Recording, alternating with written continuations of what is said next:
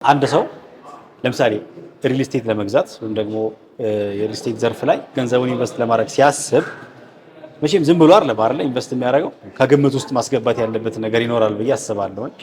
አንተ እንደ ባለሙያ ምን ነገሮችን ቢያስብ ወይም ደግሞ ምን አለው የሚለው ላይ አተኩሮ ማየት አለበት ብለህ ታስባለህ? ከሱ እናሳስብስ። እሺ፣ በመጀመሪያ ስለመጣችሁ ደስ ብሎኛል። እንኳን ደህና መጣችሁ ብያለሁኝ። ከዛ በመቀጠል እንግዲህ ማንኛውም ቤት ገዢ በመጀመሪያ ቤት ከመዝጋቱ በፊት በአብዛኛው እኛ ጋር እንደ ልማድ የተለመደው ምንድነው ቤት ገዢዎች የሚነሱት ከዋጋ ነው የሚነሱት።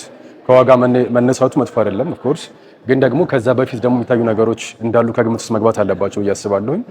እነሱም እንግዲህ ምናልባት የመጀመሪያው ስለ ፊውቸሪቲው ነው ማየት ያለባቸው የማስበው። እዛ ቦታ ላይ ሰዎች ቤት ሲገዙ፣ ኮሜርሻል አፓርታማ ሲገዙ ወይም ደግሞ የመኖሪያ ቤት ሲገዙ ፊውቸሪቲው ምን ይመስላል፣ እኛ ብንኖርበት ምን አይነት ኑሮ እንኖርበታለን፣ ብንሸጠውስ ብናከራየውስ ምን አይነት ኑሮ እንኖርበታለን የሚለውን ነገር ፊውቸሪቲውንም ከግምት ውስጥ ማስገባት አለባቸው ቅድሚያ ማለት ነው ከዋጋው በፊት። እንደ ሁለተኛ ማየት ያለባቸው የማስበው ምንድነው እዛ አካባቢ ስላሉት መሰረተ ልማቶች፣ ለምሳሌ ለልጆች ይሄ ለመኖር ምን ያክል ምቹ ነው ሰፈሩ፣ ለልጆች ትምህርት ቤት አለ ወይ፣ ጤና ተቋማቶች አሉ ወይ፣ እንደዚሁም ደግሞ የባንክ አክሰሶች እና የመንገድ አማራጮች አሉ የሚለውን ነገር ከግምት ውስጥ ማስገባታቸው ይሄን ነገር አይቶ ኢንቨስት ቢያደርጉ በኋላም የማይጸጽታቸውን በኋላም ደግሞ ደስ እያላቸው የሚኖሩበትን አማራጭ ይፈጥርላቸዋል ማለት ነው። ስለዚህ ዋጋ ከማየት ይልቅ ሞር የቦታውን ፊውቸሪቲውን ማየት እንደዚሁም ደግሞ እነዚህን አሚኒቲዎች አሉ ብሎ አስተውሎ ማየቱ ሞር ቆንጆ ነው ያስባለሁ። ስለዚህ አንድ ሰው ቤት ሲገዛ እነዚህ ነገሮች ማየት ካለበት፣ አሁን ደግሞ ስፔሲፊካሊ ወደ እናንተ ፕሮዳክቶች እንምጣ። ስለ እናንተ ቤቶች ማለት ነው። የእናንተ ቤቶች ለመኖር እንዲሁም ደግሞ ለንግድ ሲታሰቡ ምን ያህል ምቹ ናቸው? ምን ያህል ቅድም ያልካቸው ነገሮች በሙሉ ማሟላት ይችላል? በጣም አሪፍ ጥያቄ ነው። እንግዲህ ያው ከመጀመሪያው ስነሳለን እነዚህን የዘርዘርኳቸው ነገሮች እንዳሉ ሆኖ የኛ ሳይት እንግዲህ በመጀመሪያ ሰመር እንግዲህ ይሄኛው ሳይታችን ሶስተኛ ሳይታችን ነው ያሁን ያለንበት ማለት ነው። የመጀመሪያውን ሳይቱን የሰራው እንግዲህ እንግሊዝ ሴቶች አደባባይ ጋር G+17 የሆነ ቢልዲንግን ሰርተን ለነዋሪዎች አስረክበናል። ኦፍ ኮርስ ከ80% በላይ የሚሆኑት ደንበኞች ዲያስፖራዎች ናቸው። ስለዚህ እሱን ጥንቅቅ አድርገን አስረክበናል። አሁን ደግሞ ሁለተኛ ሳይታችን ደግሞ እንግሊዝ ኤምባሲ ጋር ነው ያለው። እንግዲህ ግንባታውን የጀመርነው ከ6 ወር በፊት ነው። ሽያጩን ጨርሰን አጠናቀን ሽጠን ጨርሰናል። ስለዚህ እዛ ቦታ ላይ እንግዲህ ከባለ 2 መኝታ ጀምሮ ነበር የጀመርነው። ከባለ 2 መኝታ እስከ ባለ 4 መኝታ ድረስ ነው ይዘን የመጣ ነው። አሁን ደግሞ ያዛኛው ላይ ያለው ሳይታችን እንግሊዝ ኤምባሲ ጋር ያለው ሳይት ፕሮግረሱ በሚገርም ፍጥነት የተሰራ ነው ያለው። ቆንጆ ፕሮግረስ ላይ ነው ያለው የሚሰራበት ኮንዲሽን። ይሄኛው እንግዲህ እንደ ሶስተኛ ሳይት ይዘን የመጣ ነው። አንተም የጠየቀኝ እንግዲህ ምን ላይ ነው ያለው ሳይታችሁ ያልክብኝ ሳይት አፍሪካ ህብረት አካባቢ የአፍሪካ መቀመጫ በሆነችዋ ቡልጋሪያ አደባባይ ጋር ነው ሳይታችን ያለው ማለት ነው። እንግዲህ እዛም እንደመሆኑ መጠን ለኮሜርሻል ወይም ደግሞ ለሱቅ ፈላጊዎችና ለቤት ፈላጊዎች ምን የተለየ ጥቅም አለው ላልከኝ ደግሞ እንግዲህ እዛ ቦታ ላይ ቦታው እንደሚታወቀው በአብዛኛው ቡልጋሪያ አካባቢ የንግድ ተቋማት እንደነበረ ይታወቃል። ስለዚህ አሁንም ተቀይሮ ይሄኛው ቦታ እንግዲህ ወደ ሪል ስቴት ዘርፍ ዙሮ አብዛኛው ብዙ ሪል ስቴቶች እያለሙት ያለበት ሰፈር ስለሆነ እዛ ቦታ ላይ እንግዲህ ቆንጆ ፊውቸሪቲ ያለው የኮሜርሻል ቦታ ነው ማለት ነው። ስለዚህ ቆንጆ የንግድ እንቅስቃሴ የሚከናወንበት ቦታ ስለሆነ ይሄኛው ለሱቅ መልሶ ለመሸጥ የሚሆን ለማከራየት የሚሆን ቆንጆ ቫልዩ ያለው ቦታ ነው ማለት ነው። ሌላው ለመኖሪያ ቤት ስናየው ደግሞ እንዳልኩ እንግዲህ ቦታው የዲፕሎማት ሰፈር ነው እና ከላይ የጠቀስኳቸው ነገሮች ያሟላ ነው። ትምህርት ቤትን፣ የጤና ተቋማትን እንደዚሁም ደግሞ የመንገድ አክሰሶችና ባንኮችን የያዘ ቦታ ስለሆነ ሰዎች ሲኖሩም አይቸገሩበትም። የሚቸገሩበት ቦታ አይደለም። እንደዚሁም ደግሞ መሸጥ እንኳን ቢፈልጉ ማከራየትም ቢፈልጉ ትልቅ ቫልዩ የሚያገኙበት ቦታ ነው ማለት ነው። እንደምታውቀው አፍሪካ ህብረት መቀመጫ ነው። ስለዚህ አብዛኛው ዲፕሎማቶች ናቸው እዛ ቦታ ላይ ያሉት። በትንሹ እንግዲህ እዛ ቦታ ላይ ከባለ 1 መኝታ ጀምሮ ብናየው እንኳን ራሱ ኮስቱም ብናየው ሪተርን ኢንቨስትመንቱን ብናይ በትንሹ ከ130 ሺህ ብር በወርሃዊ ገቢ የሚያስገኝ ቦታ ነው ማለት ነው ያለበት ቦታና ትልቅ የኢንቨስትመንት አማራጭ። እንደምታውቀው አሁን አብዛኛው ማህበረሰብ አሁን ኢንቨስተሩም ይሁን የቤት ገዢውም ይሁን አብዛኛው አሁን የገንዘብ እንቅስቃሴ ያለው ሪል ላይ ነው ያለው፣ አፓርትመንት ቤቶች ላይ ነው ያለውና ይሄኛው ደግሞ ትልቅ ሪተርን ኢንቨስትመንት ያለው ትልቅ ቫልዩ ያለው ቦታ ነው ማለት ነው። በጣም አሪፍ። ምናልባት እስኪ አሁን እነዚህን የምትገነቧቸውን ህንፃዎች የጥራት ደረጃቸው መቼም ብዙ ጊዜ ሰዎች ሲገዙ አንደኛ ጥራት ደረጃውን ያሉ የሚጠቀሟቸው ማቴሪያሎች ምን ናቸው፣ የሚሰሩበት መንገድ እንዴት ባለ ጥራት ነው። ከዛ በኋላ ደግሞ አንዳንዴ ጥራት ኖሯቸው ውበት ከሌላቸው ደግሞ ሰውም ያን ያህል አክሰፕት ያለው ከዲዛይን አንጻር አት ሴም ታይም ደግሞ ከጥራት አንጻር እንዴት ነው? ምን ይመስላል እናንተ? በጣም አሪፍ ጥያቄ ነው። እንግዲህ አሁን ላይ ያለንበት እንግዲህ የግንባታ ሁኔታ ያው አብዛኛው ድሮ ከነበረበት በከተማችን ላይ ስናይ የህንፃ ጥራቱም የህንፃ ኳሊቲው ሞር የተሻሻለ አፕግሬድ እየሆነ የመጣበት ኮንዲሽን ነው ያለው። ከዛም ባለፈ እንግዲህ እኛ ለግንባታ ጥራታችን እንዳመቸን በሚል አብዛኛው ለኢትዮጵያ አዲስ የሆነውን የፖስቴሽን ቴክኖሎጂ ነው የምንጠቀመው። እንግዲህ ለኛ አዲስ ሊሆን ይችላል ለኢትዮጵያ፣ ግን እንደ ለአውሮፓዎች ደግሞ ከ80 ዓመት በላይ ሲጠቀሙበት የቆየ ቴክኖሎጂ ነው። እኛ የምንጠቀመው እንግዲህ ይሄን ቴክኖሎጂ ነው ማለት ነው። ይሄኛውን ነገር መጠቀማችን እንግዲህ ዘርፈ ብዙ ጥቅም አለው ማለት ነው። የፖስቴሽን ቴክኖሎጂ መጠቀማችን ይሄኛው እንግዲህ የሚሆነው ምንድነው? አንደኛ የቤት ውስጥ የሚገቡ የኮለን ብዛት ያላቸው የኮለን እንትኖችን ይቀንስልናል ማለት ነው። ቴክኖሎጂው ኮለኖቹን አራርቀን እንድንሰራ ያ መሆኑ ደግሞ ሰዎች በቀላሉ ቤቶቻቸውን ሪሞዲፋይ ኢንቴሪየር ለማስተካከል አይን ይጋርዳል ምናምን። ቴንክ ዩ ዋው። እሱም ብቻ ሳይሆን ደግሞ ቤት ውስጥ ያለውን የቤታቸውን ዲዛይን ለማቀየር ምቹ ነው ማለት ነው። ኮሜርሻሉም ስናየው ሱቆችንም ስናይ እንደዚሁ ደንበኞች በሚፈልጉት የካሬ መጠን ለመስጠት ምቹ አመቺ ነው ማለት ነው። ምክንያቱም ኮለኖቹ የተራራቁ ስለሆኑ ያን ነገር አይገድበንም ማለት ነው። እንደዚሁም ደግሞ ቤታቸውን የውስጥ ለውስጥ ዲዛይን ማስተካከል የሚፈልጉ ሰዎች ደግሞ ትልቅ ጥቅም አለው ማለት ነው። አብዛኛው ሰዎች አሁን ባለ 1 ገጽ ባለ 2 ያደርጋሉ፣ ባለ 3 ገጽ ባለ 4 ያደርጋሉ። እዛ ይሄኛው ምቹ ነው ማለት ነው። ይሄኛውን ነገር ምቹ ያደርገዋል ማለት ነው። ሁለተኛ ደግሞ የህንፃ መሰንጠቅን ይከላከላል። ይሄ ለዘላቂነት የሚከላከል አይነት ቴክኖሎጂ ነው። ሶስተኛው ቢልዲንጉን ቀላል ያደርገዋል። ቀላል መሆኑ ደግሞ አንደኛ ለቤዝመንቱም ለፋውንዴሽኑም ፋውንዴሽኑ ላይ ያለውን ጫና ይቀንሳል።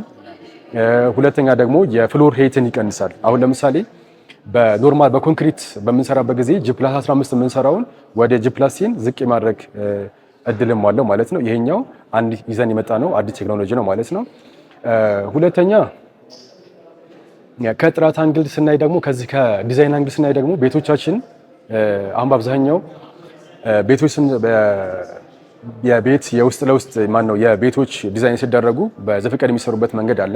እኛ ደግሞ ያን ነገር አስቀርተን የቤቶቹን ፕራይቬሲ በጠበቀ መንገድ ነው የሰራ ነው። ለምሳሌ በነዋሪዎች አካባቢ የሚከሰትን የሴኩሪቲ ችግር በመቀነስ እንደዚሁም ደግሞ ፕራይቬሲያቸውን እንዲጠብቁ ማድረግ ነው ያን ዲዛይን የሰራ ነው ማለት ነው። ደንበኞች የሚወዱት እንደዚሁም ደግሞ ደንበኞች ደግሞ ቢሮአችን ሲመጡ ሲያዩት በጣም የሚወዱት አይነት ዲዛይን ነው ያለን ማለት ነው ከዲዛይናችንም አንግል። ስለዚህ ሞር አስበንበት ተጨንቀንበት ድሮ ከሰራናቸው ሳይቶች አሻሽለን ሞር ያሻሻልን የሰራናቸው አይነት ዲዛይን እና ጥራት ሁኔታ ናቸው ያሉት። በጣም አሪፍ። ምናልባት ዩሱፍ አሁን ሰዎች እነዚህን ሁሉ ነገሮች ካመኑ በኋላ የክፍያ ጉዳይ ደግሞ ሌላኛው ጥያቄ ነው አይደለ?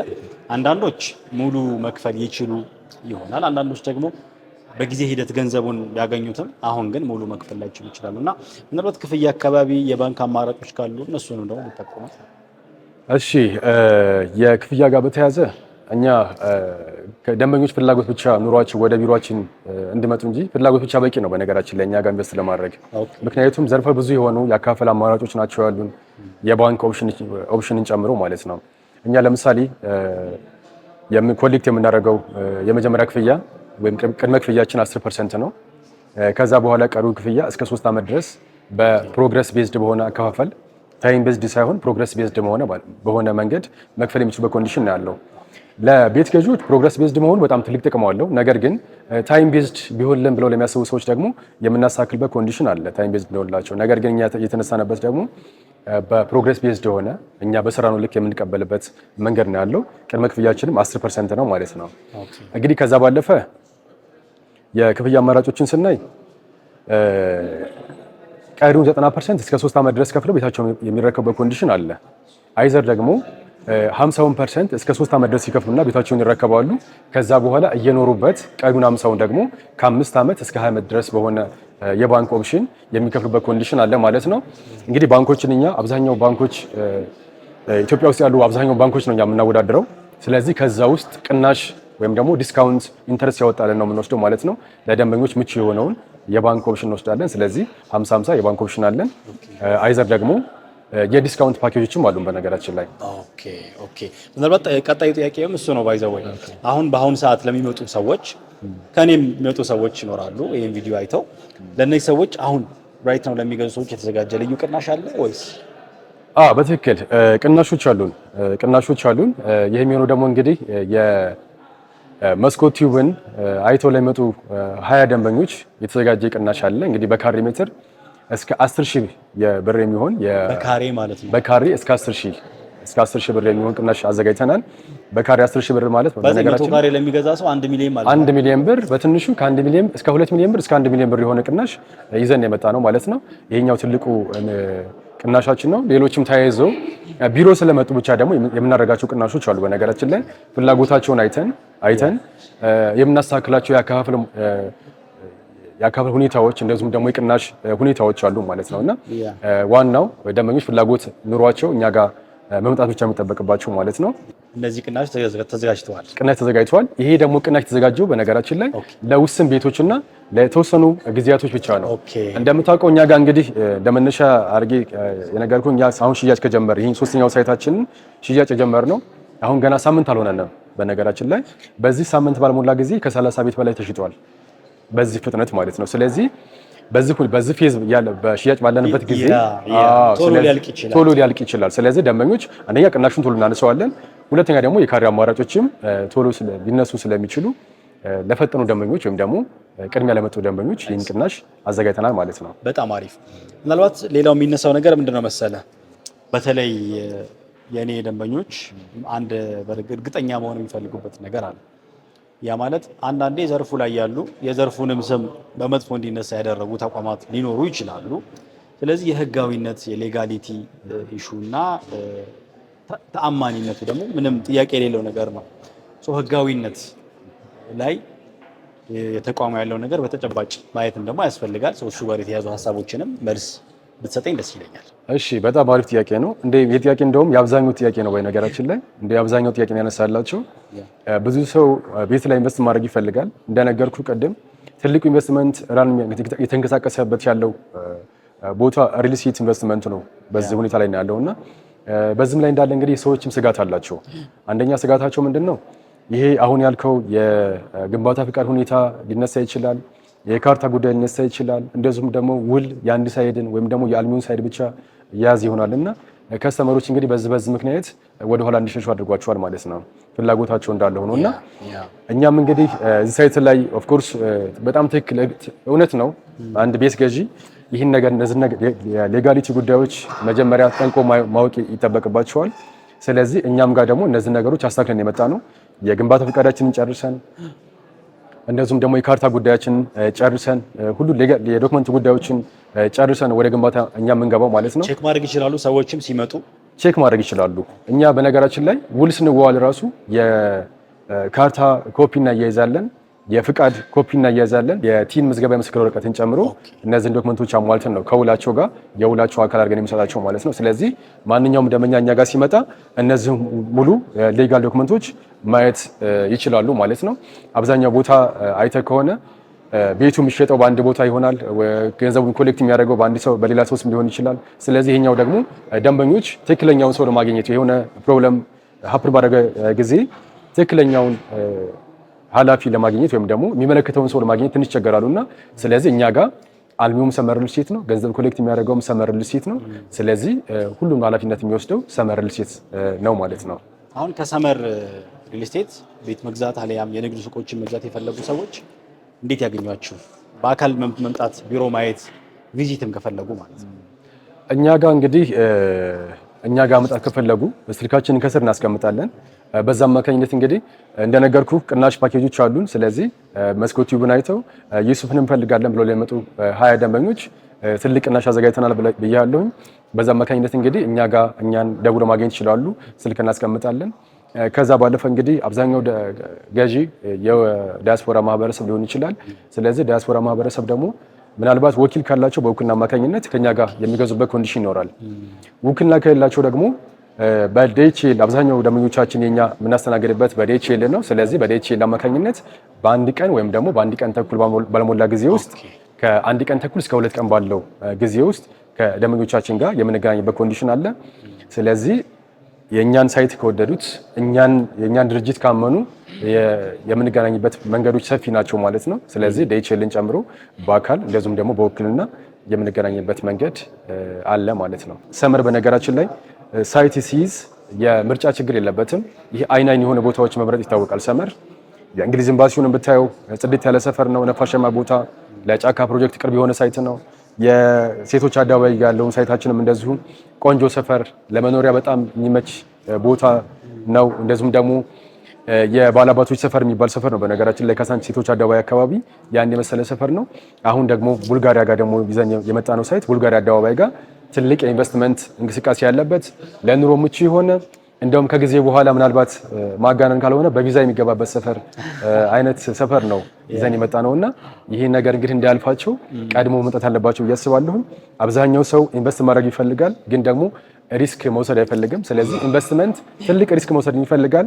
ሪስክ መውሰድ ያለባቸው ስል ደግሞ አየር ላይ ሳይሆን መጥተው ከኛ ጋር ተቀራርበው ያሉትን ነገሮች በማውራት የሚደረጉ ነገሮች ስለሆኑ ጊዜ አትውሰዱ፣ ፍጠኑ።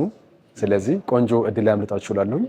እንግዲህ ምክሬ ነው። ሞር ደግሞ ስደውልኝ በስልክ ሞር ዲቴል ማወራችሁ ይሆናል ማለት ነው። ምናልባት ከመነሻውም ጀምሮ ያላነሳሁትም ወደ መጨረሻ ላይ ተመልካቾች እንዲሰሙት በሚል ማለት ነው። ሰመር ምን ማለት ነው? ሰመር ሪል ስቴት ምን ከዛ ባለፈ ምን ስራዎችን ሰርቷል የሚለው ላይ የተወሰነ ሀሳቦችን እስቲ። እሺ፣ ሰመር እንግዲህ በብዙ አይነት መንገድ ሊተረጎም ይችላል። አንደኛ ሰመር ምናልባት ዲያስፖራዎች ወይም ደግሞ ተማሪዎች ትምህርታቸውን ጨርሰው ወይም ደግሞ ዲያስፖራዎች ቤተሰብ ለመጠየቅ ወደ ሀገር ውስጥ በሚገቡበት ጊዜ ምናልባት አብዛኛው ሰው በሰመር ላይ ነው ከቤተሰብ ጋር የሚገናኘው ማለት ነው። ሁለተኛው ደግሞ ሰመር እንግዲህ በጋውን ጨርሰን ክረምት ላይ የምናገኝበት ጊዜ ነው ሰመር። ሌላው ደግሞ እንግዲህ በአረበኛ ትርጉሙ ውጤት ወይም ደግሞ ሪዛልት የምንለው ነገር ስለሆነ እነዚህን ነገሮች የሚገልጽ ስም ነው ያለው ማለት ነው። ከዚህ ባለፈ እንግዲህ ሰመር ማን ነው ለሚለው በመሀል ያው ነካክቻችኋለሁ ስለ ሰመር። ሰመር እንግዲህ የሰመር ዴቨሎፐር ወይም ደግሞ የሰመር ባለቤት አቶ ሳሙኤል መርከብ ይባላሉ። ከ25 ዓመት በላይ አሜሪካን ሀገር በሞርጌጅ ባንክ ሲስተም እንደዚሁም ደግሞ ትራንስፖርቴሽን ላይ ሲሰሩ የቆዩ ባለሀብት ናቸው። ስለዚህ እንደዛም ስለሆነ እንግዲህ አብዛኛውን የዲያስፖራ ማህበረሰብ በቅርበት ያውቁታል። እንደነገርኩ እንግዲህ የመጀመሪያው ሳይታችን ላይ ከ80% የሚሆኑት ቤት ገዢዎች የዲያስፖራ ማህበረሰብ ናቸው። የድርሻችንን ባለቤት የሚያውቁት ሰዎች ናቸው እዛ ላይ ኢንቨስት ያደረጉት ማለት ነው። ከዛ በኋላ ሁለተኛውም ሳይታችን ላይ እንግዲህ እዛ ላይ ኢንቨስት ያደረጉ ሰዎች ናቸው እኛን ተከትለው ሄደው ሁለተኛውም ሳይት ላይ እንደዚሁ ኢንቨስት አድርገው ከኛ ጋር አብረው እየሄዱ ያሉ ደንበኞችን ነው ያፈራ ነው ማለት ነው። ወደፊትም እኛ ሰመር ብራንድ ላይ ነው የምንሰራው። ስለዚህ ፕሮፊት ላይ ሳይሆን ብራንድ ላይ ነው የምንሰራው። ስለዚህ እኛ ዋናው ሀሳባችን ምንድነው? ከኛ ጋር ተጓዥ ወይም ደግሞ ከኛ ጋር አብረውን የሚሄዱ ቤት ገዢዎችን ወይም ደግሞ ኢንቨስተሮችን ቤት የሚያለሙ ሰዎችን አብረን ይዘን መሄድ ነው ዋና ዓላማችን ማለት ነው። በዚህ መነሻን የተነሳ ነው። ተመልካቾቻችን እንግዲህ እንደሰማችሁትና እንዳያችሁት ነው ሰመር ሪል ስቴት በጥሩ ዋጋ ለሰዎች ምቹ በሆነ መንገድም እንዲሁ ቤትና የንግድ ሱቆችን እያቀረበ ነው። በአካል ቢሮ ድረስ መታችሁ መጎብኘት ከፈለጋችሁ ስክሪን ላይ ባለው ስልክ ቁጥር ደውላችሁ ቀጠሮ ማስያዝና ዩሱፍን ኮንታክት ልታደርጉ ትችላላችሁ። ዩሱፍ እንግዲህ ለሰጠህን ሀሳቦች፣ ለነበሩን ቆንጆ ጊዜዎችና ላስተላለፍክልን መረጃዎች በጣም አመሰግናለሁ። እኔም ስለመጣችሁ ስለጎብኛችሁ ደስ ይለኛል። እንደዚሁም ደግሞ ለተመልካቾቻችሁና ለእናንተ ፎሎወሮች የሚመጥን ቦታ ነው ብላችሁ እኛ መርጣችሁ ስለመጣችሁና ይህንም እንግዲህ ኦፖርቹኒቲ ለእናንተ ተመልካቾች ስላደረሳችሁልን ከልብ እናመሰግናለን። የእናንተ ደንበኞች እንግዲህ እኛ ጋር መጥተው የማያፍሩበት የሚደሰቱበትን ነገር ይዘን እንቀርባለን። አመሰግናለሁ። በጣም አመሰግናለሁ። እንዳያልፋችሁ ይሄድን ይሄም ቪዲዮ አይተው ለመጡ 20 ሰዎች ደግሞ የተዘጋጀ አሪፍ የሆነ እድል አለ። ደውሉ፣ ቤታችሁን ግዙ። ቤት መኖሪያ ብቻ አይደለም፣ በአሁን ዘመን ባይዘወይ ስራም ጭምር ነው። ለኢንቨስትመንትም ጭምር ገዝታችሁ ቀስ ብላችሁም ለመሸጥ ይህን እድል መጠቀም ትችላላችሁ። ከኔ ጋር በሌላ ቪዲዮ እንገናኛለን። ስክሪኑ ላይ ባለው ስልክ ቁጥር ግን አሁንም በድጋሚ ዩሱፍን ኮንታክት እንድታደርጉት አደራ ለማለት እወዳለሁ። ለመስኮት ቲዩብ አዲስ ከሆናችሁ ሰብስክራይብ ማድረጋችሁን እንዳትረሱ። ይህን ቪዲዮ ላይክ አድርጉት። ይህን ቪዲዮ የሚፈልግ አንድ ሰው ደግሞ ይኖራል፣ ቤት ለመግዛት ምናምን እያሰበ ያለ ሰው ይኖራል እና ለሱ ሼር ብታደርጉለት እንደው መልካም ነው። በቀጣይ በሌላ ቪዲዮ እንገናኛለን። እስከዛው መልካም ጊዜ ይሁንላችሁ። ወሰላሙ አለይኩም ወራህመቱላሂ ወበረካቱ።